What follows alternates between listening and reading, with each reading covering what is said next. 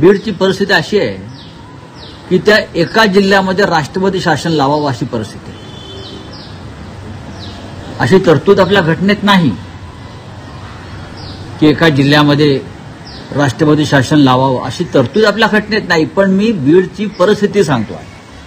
बीडमधली सामाजिक राजकीय परिस्थिती जी आहे ती अत्यंत गंभीर आहे. बीडमध्ये कधी भडका उडेल, लोक रस्त्यावर येतील, दंगल होईल, अशा प्रकारचं वातावरण आहे. बीड जिल्ह्याला इतके बदनाम आपण करू नये. मात्र हे खरं आहे की गेल्या काही दिवसात तिथे घडलेल्या घटना या गंभीरच आहेत आणि आम्ही त्या गंभीरतेने घेतलेल्या आहेत आणि अशा प्रकारच्या गुन्हेगारांवर जरब ही बसवल्याशिवाय आम्ही थांबणार नाही. मी कालही सांगितलं, आजही सांगतो, बीड जिल्ह्यामध्ये कोणाची दादागिरी चालू देणार नाही. अशा प्रकारच्या घटना घडल्यानंतर सेन्सिटिव्ह असतात, तिथे कोणी ना कोणी शासनातर्फे कोणी विरोधी पक्षातर्फे गेलं पाहिजे, पण त्याचं पर्यटन करू नये.